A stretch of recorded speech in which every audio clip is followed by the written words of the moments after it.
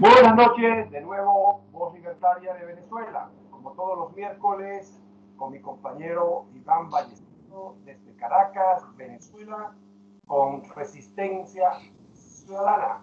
Quiero, como siempre, lo hago agradecerle a todos los suscriptores que nos están apoyando en nuestro canal, agradecérselo con el apoyo de ustedes. Por supuesto, tenemos esta ventana que la denominamos la ventana de la libertad de Venezuela. Y todos aquellos que por favor lo hagan a través de la campanita, y les recomendamos que es totalmente gratuito. Asimismo, también convocamos que se suscriban en el canal de mi compañero y amigo Iván Ballestero Plomo Parejo. Suscríbanse para que esos contenidos puedan todos los días llegar a sus redes sociales. Bueno, Iván, 21 de octubre. Iván, bienvenido. Bueno, muchísimas gracias, Luis, por darme esta oportunidad nuevamente acá en Resistencia Ciudadana a través de la Voz Libertaria de Venezuela. Tú desde Barcelona, España, y yo desde Caracas, Venezuela. Bueno, aquí estamos listos, como todos los miércoles, como tú lo dijiste, para dar inicio a este programa donde intercambiamos opiniones y hablamos de la actualidad política en Venezuela y el mundo. Bueno, Iván, empecemos por lo más reciente, las elecciones de Bolivia, y lo que muchos no esperábamos, que el socialismo comunista del coquero de Evo Morales regresara a Bolivia. Y por lo que ya oficialmente se anuncia, regresa al poder este nefasto proyecto que tanto daño nos ha hecho en Venezuela y le está haciendo a muchas partes de Latinoamérica. ¿Qué opinión te merece esos resultados, Iván? Bueno, Luis, lo que sucedió en Bolivia, ya la gente tenía sus reservas en cuanto a esto. Y esto sucedió y las reservas se daban por la misma posición que tuvieron los políticos que dicen llamarse de oposición en Bolivia, que al igual en Venezuela ponían de manifiesto y le daban prioridad a sus apetencias personales y políticas y no a las necesidades del pueblo boliviano, porque llama mucho la atención que hace un año ese mismo pueblo que votó el pasado domingo 18 de octubre, ese mismo pueblo fue el que aplaudió cuando sacaron a Evo Morales. Entonces no se entiende cómo un año después ese pueblo vota, porque es el mismo pueblo, votó de una o de otra manera, votaron a favor o dejaron de votar otros por las fuerzas democráticas, y los masistas votaron por las fuerzas masistas. Pero fíjate, aquí hay que analizar algo, y por eso toqué el punto de los políticos que dicen ser de oposición, porque al igual que en Venezuela, en Bolivia sucedió lo mismo. Sin embargo, en Venezuela la situación es otra. Nosotros no contamos con el cumplimiento fiel de las leyes, nosotros no contamos con un red que esté depurado, no contamos con un CNE que sea imparcial, y por eso aquí la revolución repite y de una o de otra manera siempre se queda con el poder, y si no lo tiene, lo arrebata o monta políticos en cargos paralelos. Pero en Bolivia, que lo tenían todo a su favor, que inclusive la presidenta interina dio muestra de desprendimiento y de vocación democrática al ver que si ella lanzaba su candidatura, había muchos candidatos y se iba a atomizar el voto de los bolivianos, ella renunció y dejó a la conciencia del resto de los candidatos cuáles tenían que renunciar. Bueno, ahí esos candidatos cayeron en dimes y diretes, empezaron a sacarse los trapos del sol y no se pusieron de acuerdo, mientras que los militantes del movimiento al socialismo allá en Bolivia se abocaron a la unidad, a apoyar a ese candidato, les gustara o no, y fíjate que ganaron de manera abrumadora con el voto de ellos, con el voto de los indecisos y con la abstención a lo mejor de muchos bolivianos que al ver varios candidatos sin chance, decidieron no ejercer su derecho al voto. Sin embargo, yo estuve viendo unos números y si esos candidatos se hubiesen unido, le hubieran dado una paliza al candidato del masismo y no ganan nunca, y no ganan nunca.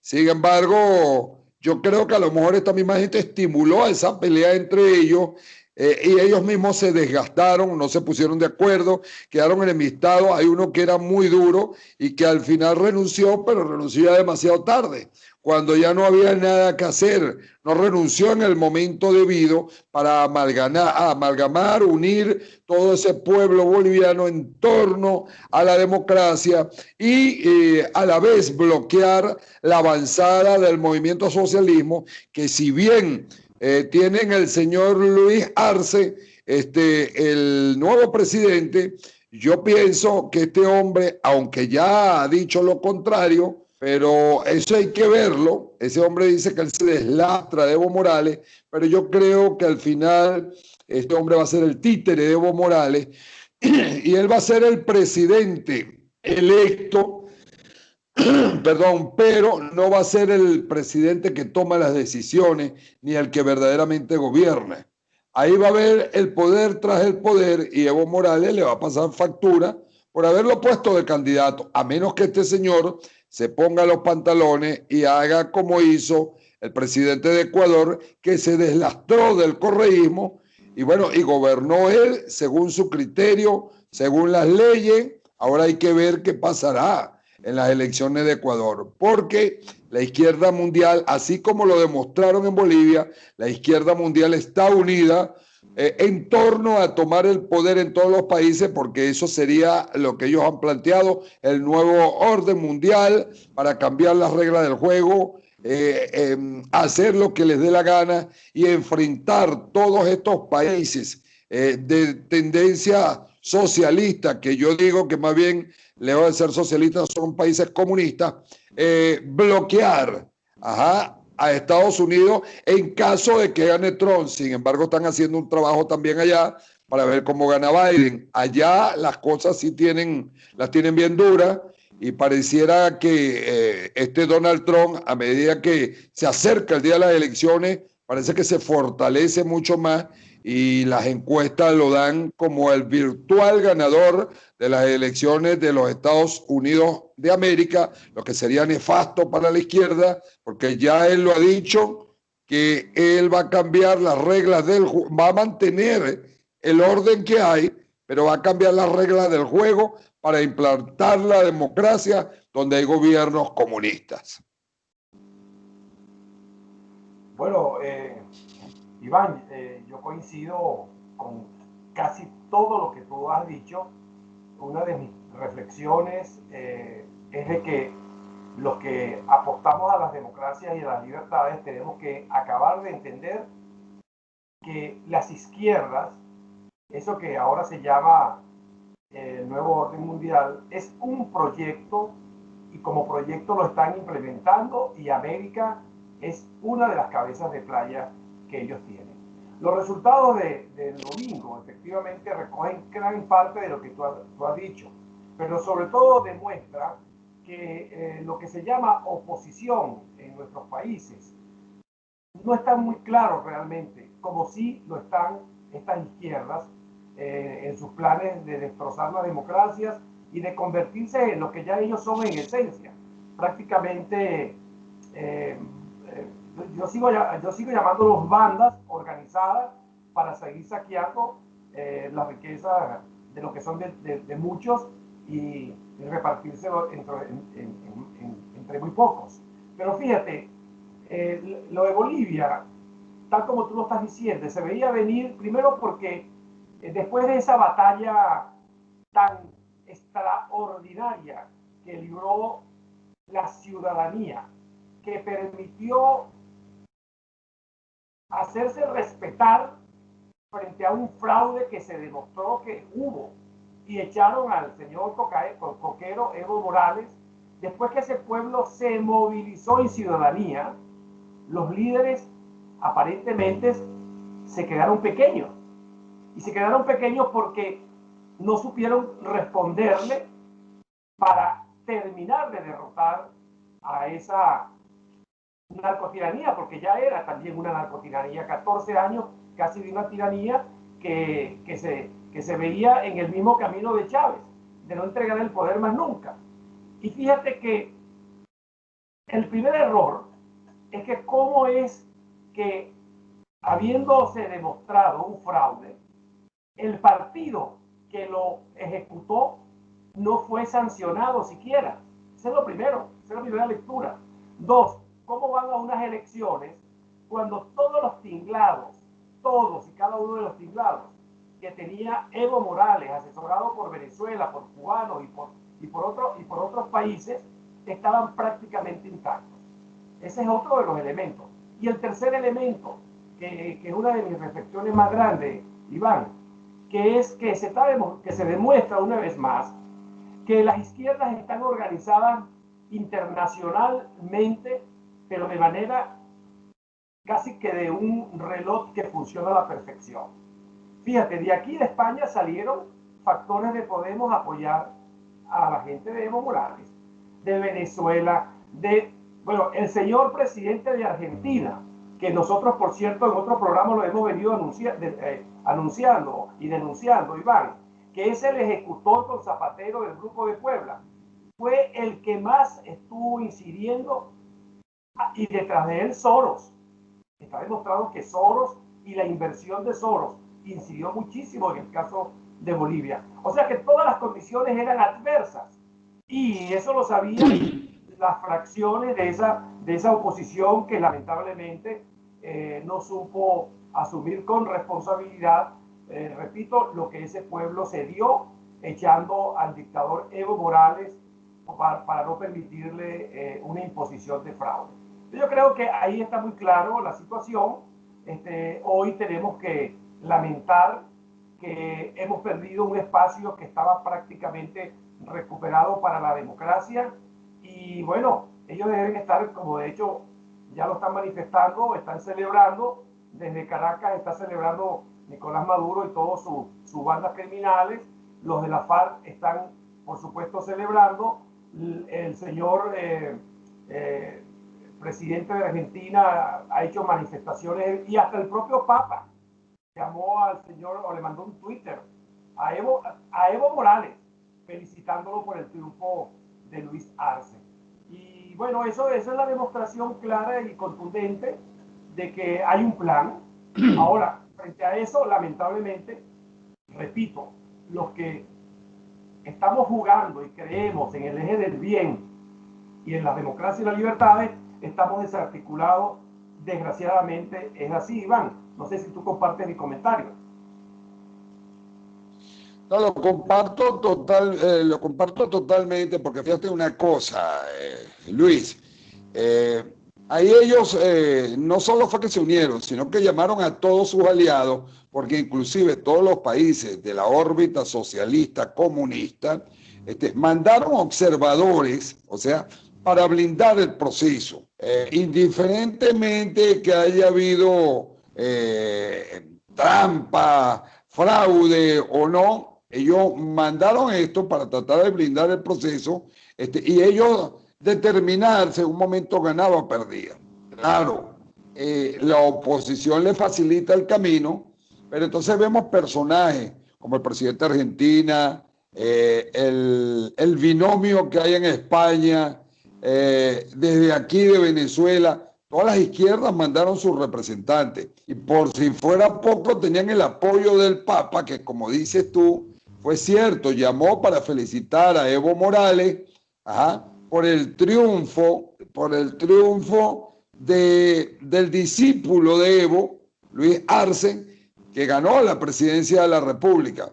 Pero ni siquiera se supo, o por lo menos hasta ahorita la información que hay, que no lo reclamó por las alteraciones del orden público que se estaban dando simultáneamente en Argentina, y que yo lo denuncié, creo que aquí en este programa y en mi programa también de YouTube, donde decía que Venezuela había mandado autobuses con militantes del oficialismo venezolano para alterar el orden público, entraron por la frontera norte de Chile. Bueno, ahí están los resultados, que alteraron el orden público, quemaron 2 iglesias y el Papa ni siquiera reclamó eso. El Papa no le importa lo que esté pasando con la institución que él preside, como es la iglesia a nivel mundial, y pareciera que se hace la vista gorda y que demuestra claramente de qué lado está el Papa. Lo que yo he dicho aquí en Venezuela, que bueno, que nos preparemos porque eso va a venir para acá, y uno de los postulados del comunismo, y si alguien no me cree, que vea qué fue lo que pasó cuando la guerra civil en España, donde Franco tuvo que poner orden porque los comunistas no solo atentaban contra las infraestructuras de las iglesias, sino que atacaban a los sacerdotes, los mataban, al igual que con las religiosas. Yo siempre he dicho que comunistas no creen en Dios, y por eso cuando yo veía a Chávez jurando ante el Cristo Redentor y sacaba un crucifijo, bueno, simplemente para mí era morcilla para el diablo lo que estaba haciendo, porque él se burlaba de eso, y eso quedó puesto de manifiesto cuando él se burlaba de los cardenales, de los obispos, cuando mandaba las huestes violentas del chavismo atacar los entierros de los cardenales, y el lenguaje de él exaltaba a esas personas al ataque contra la iglesia o contra los representantes de la iglesia.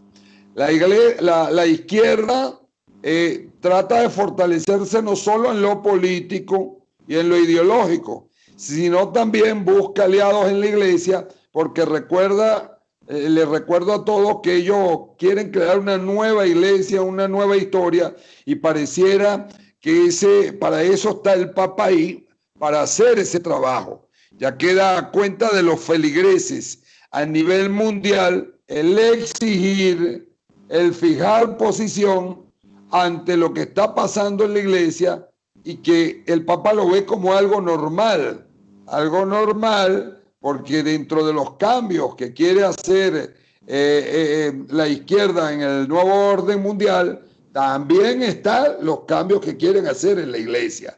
Una iglesia a conveniencia de ellos, una iglesia que se olvide del pasado, que respete toda la historia del catolicismo desde su fundación, y eso lo vimos en Chile, cómo quemaron las iglesias, destruyeron las imágenes, que si bien son imágenes, bueno, son representaciones que tenemos los católicos.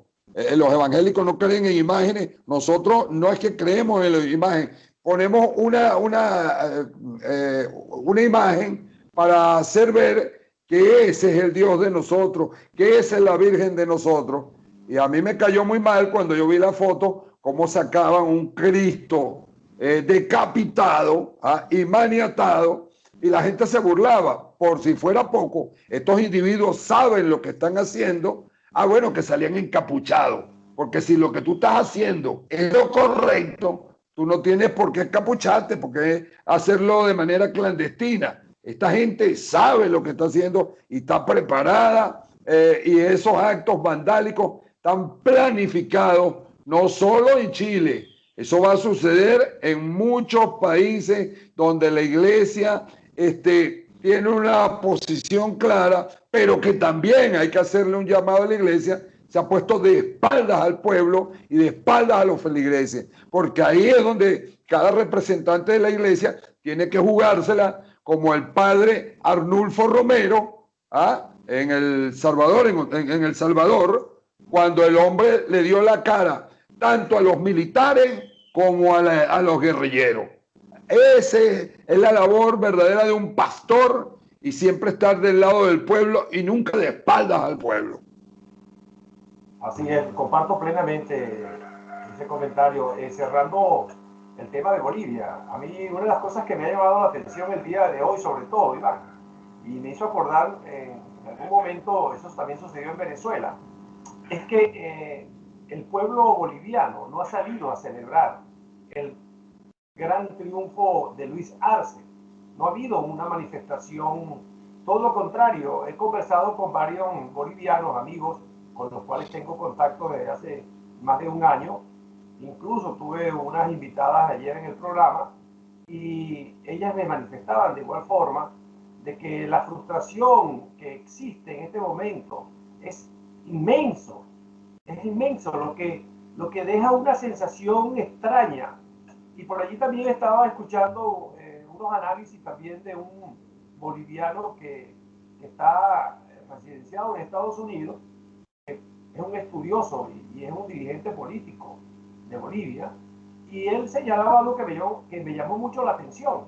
Él decía que en las pasadas elecciones, cuando Evo Morales ganó, la última vez que participó de manera aparentemente legal en elecciones, había ganado algo así como con el 47%, algo así, y que él hasta ahora no entendía, no le cuadraban los resultados.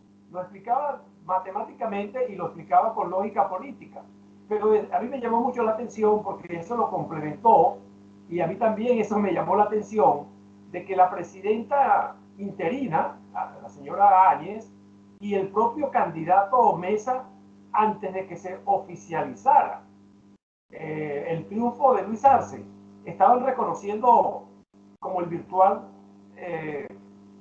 ganador al presidente ya elegido, Iván.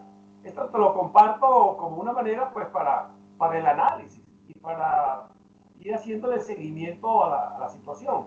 No sé si tienes algún comentario al respecto. Bueno, yo creo, el comentario que te puedo hacer de lo que oí, porque está fallándonos el internet como siempre aquí en Venezuela, lo que yo pienso es que esta gente sabía, los de la oposición, lo que iba a suceder, porque ellos sabían lo que habían hecho, la mala oposición que hicieron y demostraron la falta de unidad democrática, pensando siempre en el país. Ellos pensaron en ello. Y bueno, a la presidenta interina no quedó más que reconocer y dar demostrar pues que su posición era imparcial, porque era lo que tenía que hacer ella, y ella lo demostró cuando renuncia, como te lo dije anteriormente. Pero los otros que debieron de ponerse mucho antes, porque yo vi los números, si los números no fallan, los otros hubieran ganado 6 puntos por encima de Luis Arce. ¿Por qué? Porque Luis Arce logró el 40%, el 43%, y los otros dos sumaban el segundo y el tercero 49%. O sea que podían ganar. Que no sé si después fue que dieron que Arce logró en la primera vuelta el triunfo, porque tengo entendido yo que cuando hay 2 vueltas electorales, el que pase del 50% ya es el virtual ganador. Si no llega al 50%, o a lo mejor la ley electoral allá en Bolivia es diferente. Dice que con el 40% ya se gana, pero los demás no llegaron al 40%. Entonces, prácticamente este señor ganó ya por paliza. ¿Para qué irían una segunda vuelta, si no se iban a poner de acuerdo? Porque ni siquiera en los números les daba para ir con seguridad a una segunda vuelta para ganar. Entonces no se le acercaron a Arce. Entonces yo creo que esto, de aquí hay que sacar, ¿qué te digo yo? Este ejemplo hay que tomarlo en cuenta para que se implante pues en las próximas elecciones de cualquier país latinoamericano que se encuentre en situaciones similares, que tomen muy en cuenta esto, pero los políticos siempre ambicionan, y los políticos son muy pocos los que creen en la democracia. Ellos creen en ello y son muy pocos los que están dados a aliarse con otros. Recientemente veía yo una serie de televisión por el canal Netflix. Una era de las intrigas que hay en la presidencia, de un hombre que llegó por carambola, porque estaba en la sucesión de mando, llegó a ser presidente de Estados Unidos, y cómo las intrigas actuaban para sacarlo. Y otra fue, en un caso figurado, en la serie El Preso número 1 en México, cómo sacan un presidente los intereses económicos, que son los que gobiernan en México, y ponen el pelele que les sirva a ellos para hacer sus negocios. Ajá, y muy pocos se ponen de acuerdo para hacerle la contra. Al contrario, dejaron al otro solo porque no les interesa, porque cada quien tiene su interés. Y el interés es llegar al poder por el poder y no importa quién mande, pero es los negocios que se pueden hacer. Por eso yo lo decía en un programa mío, que la gente llega al poder es para negociar y nunca para gestionar, para ejecutar en función de todo un país que cree en el líder. Los liderazgos se han perdido, el liderazgo verdadero. Se nota pues en nuestros políticos latinoamericanos la falta de formación política democrática, ¿ah? para trabajar en función de un pueblo, porque un político no es más que un servidor público y ellos creen que ellos están para que el público les sirva a ellos, y es todo lo contrario, porque para eso se les paga su sueldo. Entonces, bueno, lo que van es por las prebendas, y aparte de eso, les gusta la idolatría, les gusta el poder, y creen que el poder es eterno y de paso hereditario. Bueno, y bien, como ya se nos acaba el tiempo de la primera parte, vamos a finalizar pues con un llamado desde Resistencia Ciudadana a nuestro pueblo hermano de Bolivia, a que no solamente mantengan la calma, sino que esto sea una experiencia para ir a la siguiente batalla, diría yo, porque la guerra no se pierde con una. Y como yo cada día creo más en los ciudadanos, yo creo que la sugerencia que quiero hacerle con la venia tuya en nombre de nuestro programa a todo el pueblo de Bolivia es que se organicen, organizarse en ciudadanía para exigirle a este presidente elegido que cumpla con la Constitución y que cumpla con la ley, y que si no lo hace, que ese pueblo organizado lo eche como echaron a Evo Morales.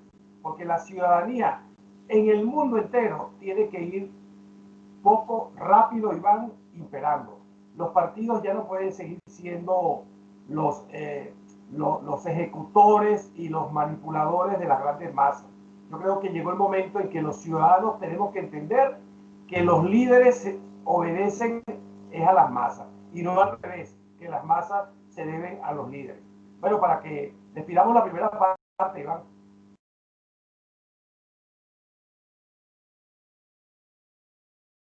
Te decía que, bueno, como ya se nos acabó el tiempo, quería que lo despidiera, pero lo voy a hacer yo. Bueno, estamos okay. En ciudadana, para que mi compañero Iván pues despida la primera parte, porque en la segunda vamos a hablar de Venezuela y vamos a hablar también de la proyección que hay sobre las elecciones del 3 de noviembre de Estados Unidos. Iván, despídelo.